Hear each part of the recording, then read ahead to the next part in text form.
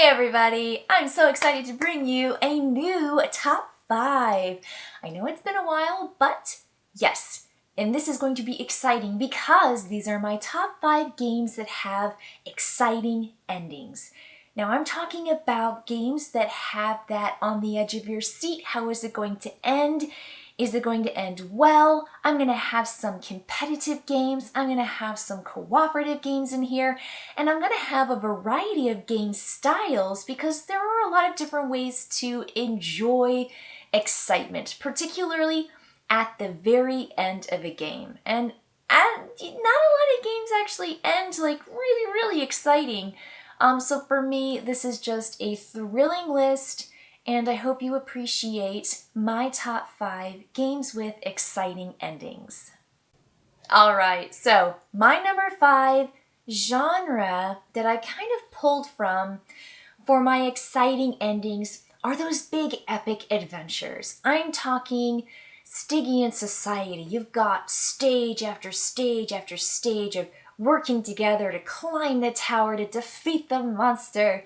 That kind of thing. I mean, like, give me an Twilight Imperium. Give me just something that I can really sink my teeth into that feels like an epic adventure and or strategic battle to the end. And that is what my number 5 is. A Game of Thrones. Yes. So, for me, this takes my number 5 spot for most exciting endings because it can quite often come down to that final round. You are constantly vying for power. You are constantly vying for land. With these secret action tokens, no one knows if you're going to keep your promise to them. And as in the book series, as in the movies, as in the game, you do not have to keep your alliances. You don't have to play honest. You can play smart.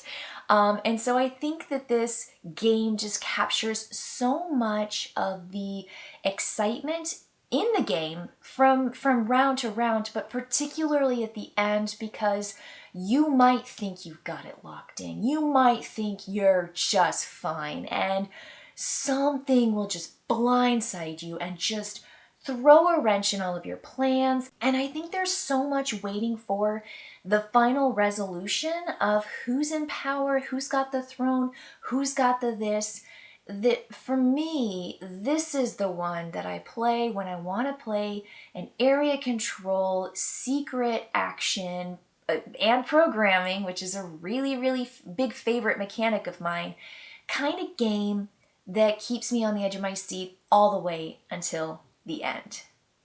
All right, moving on to my number 4. This genre really hit home for me when it comes to racing games. Now, I love a good racing game. I love horse racing games. Go check out my top 5 horse racing games. But I also love racing games with like cars and other kinds of vehicles and things. I mean, I'm talking the games where as you race, there's just this back and forth. Who is it going to be? Who's going to pull ahead? Because really there's always like that big victory point, goal for first place, or in some cases betting on first place. And so I think that racing games have an inherent excitement built into the entire game, but I think it's just always coming down to that last minute when that one horse, just beats out the other horse and you're like, just eruption of excitement and joy. So for me, the game that really does it, that really just makes that exciting ending happen. Yes, Downforce. Downforce, it just does such a good job. So the reason why it also kind of like edges out some of the other racing games that I am a huge fan of is because other players can actually activate the cars that you have an investment in or that you've bet on. And I like that. I like that whenever I play a card, it's not just going to help me, but it's probably going to help some other people. You want to play those cards that activate a car but doesn't move it, kind of gets them blocked in a space. but you can't always do that. I love that every player has their entire hand from the start of the game so they can plan every single time they play which card they should play. But I also love that you can bet in this game too. So if you know that your card's not doing well, you can always bet on other players' cards to come in. But until that card crosses the finish line, you don't know if it's going to cross the finish line sometimes. I mean, it can get so exciting. And it's just fun. It's a fast, fun game with different maps now, and different features that help you kind of have a fun time with the game you might be super familiar with. But I love the betting phases. I love the fact that you have all of your action cards from the start, and I love that when you play your action cards, they affect other cards on the map. So cool and so exciting. All right, on to my third. This is my kind of real-time genre. So when I think about exciting endings and you have a time pressure, that again just builds in the excitement. So when I think about that, I'm talking pressure cooker. You're trying to make all these different foods and there's all this dexterity and stuff happening. I mean, you can even imagine Galaxy Trucker to some extent is kind of like this real-time building with these pieces trying to make the best spaceship. I'm also thinking Fuse, a 10-minute dice rolling game where you're working together to hopefully defuse the bomb. And even Force Science does this for me. I mean, it's just loads and loads of fun because of that time pressure. So the game, the strategy game, the cooperative game that hits that spot for 110% 2 scoops of excitement is Project Elite. Yes. I wonder if you knew it was coming. I think Project Elite is just so exciting. It's so fun, and it is a race. You have 2-minute rounds where you set a timer, and everyone is frantically rolling their dice and moving if they can, and unlocking things and using gears and activating their own personal cards, like using weapons to shoot the aliens that are coming in mass from the opposite side of the board. And you have a whole goal you have to do, but the main goal is to stay alive and to help your teammates. And there's just so much excitement. Every round is exciting because it's time, but in between you have this time to kind of decompress, reset the board, repopulate the aliens, kind of get your wits to, all get your wits about you, and then you set the timer again and you go. And all the way until the final, the 2-1, time's up, final round, you are like, are we gonna make it? Are we gonna make it? Are we gonna make it? It's just loads and loads and loads of fun. So for me, Project Elite just locks in that real-time spot for exciting adventure, and I love that it is cooperative. I love that there are all these different goals and modules and aliens and just stuff that you can collect and use, and different fighters. There are so many opportunities to play in a particular style with a particular hit points and movement and ability to fight and ability to do all sorts of things. And I love that. It's kind of endlessly replayable. I don't know if I'm ever going to be able to paint the minis in this game. There are way too many and they're all just so boring and gray. But that aside, it's a fantastically exciting game. All right, moving on to my second favorite, most exciting ending of a game ever. This category I've put kind of in the cooperative, where every time you play a particular round, it might be the end of the game and it might not be. And so I think that creates excitement when you're not sure when the game is going to end. And my example of that, a classic example, is Pandemic. You don't know if you're going to end the game now, if you're going to get those cures, if you're going to get your objectives done. It might be in the very last turn of the last opportunity with your, draw deck. But the game might end and you're all working together. So that's my category, and the game that really does it for me is Groundhog Day. 100% does this. So the great thing about Groundhog Day is you have the game. If you've played the game, you are playing cards in ascending order.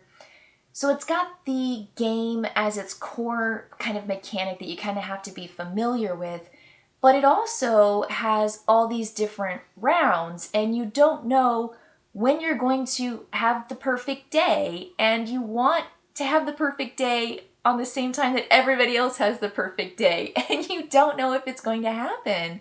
So players are going to have cards in their hand that they will, once the timer starts for the round, which is real time, you have a certain amount of time to finish your round, you will be playing cards into a particular row without talking to each other. You're not allowed to say, oh, I've got a 2, I've got a 9, I've got a 12.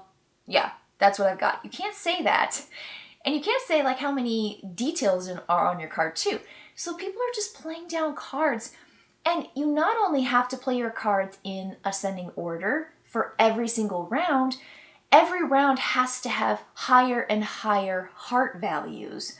And so the game is over if you break one of those rules or if you don't get the perfect day by the end of the rounds that you're allowed. It's just this razor's edge of will we, won't we? You're working together, and I think that really makes the game pop. But you just don't know if this is going to be your perfect day. And that first person to lay down the all 4 hearts card, good on you, because holy cow, that is so scary to be that person to say, I think we're going to get our perfect day. And then to have everybody kind of fall in suit. It's exciting. Now, I've played this game, I've won, I've lost. It doesn't matter because it's memorable and it's emotional and it's exciting. So for me, this game takes my second spot in games that have an exciting ending. All right, time for my number 1 game that has an exciting ending. And the category that I've decided for with this top spot are the games where you're racing to get out of something. You are escaping something. And the escape is generally all or nothing. It's a real tough ending, but it can make for an exciting and thrilling ending. Now, a couple examples of this, are literally named Escape. The Curse of the Temple, it's a queen game where you're rolling dice and you're trying to escape the temple. Another one is The Adventurers. I've done a video over that because I really love that Indiana Jones quality that The Adventurers offers. Even Fuji. I think Fuji is a really great cooperative escape game as you try to escape this volcano that is going to spill all of this lava across the board that you are trying to race through. So this is it. It's an escape game and it creates a whole lot of excitement. It is Clank, and specifically the Clank Legacy Acquisitions Incorporated. I would put Clank, any of the Clanks up here in this number 1 spot. For me, this generates the perfect amount of excitement. It generates the perfect amount of, again, razor's edge. Am I going to make it? Am I not going to make it? I got to get not only across the death line, but up to the win spot, essentially. Like, if you can get out, you get more. But if you can make it to here, you're okay. But hopefully you can make it to here. There's just something so thrilling about building your own deck that either buries you or really makes you successful. And sometimes you get those card combinations that just don't work because of the deck shuffling. That's just a little bit of bad luck, but that can happen in these deck building games like Clank. And so I think there's just so much to love about the fact that you get to choose what you're putting in your deck and how that's going to affect you, that's going to help you race out when it's just time to race out. And there's always that, is it time now? Should I wait? Should I stay longer? Should I get more stuff? And you just get to pick that. And it's just exciting. It's really, really exciting. And it's exciting at the end. It's not as exciting as you're going down, as you're building your deck, as you're grabbing your artifacts, as you're doing this and that. But as the game starts to heat up and you start to feel like the end is near, you start going, I need to get those feet. I need to get my feet. And then you keep, playing your cards and you're like, I gotta get out of here. It's just so, so exciting. And so for me, yes, escape, anything is going to be that top subgenre of exciting games for me. And Clank Legacy Acquisitions Incorporated, or any Clank, will take the top spot for me. Thank you for joining me for my top 5. It feels so good to do a top 5 again, and I love sharing my favorites with you. So if you have a favorite game that has the perfect, exciting ending, please share it in the comments below. I cannot wait to see them because these are the games that excite me, but I know there are some really great games out there that excite you as well, particularly in the ending. It has that just climactic, exciting ending. All right, I will see you next time. Bye, everybody.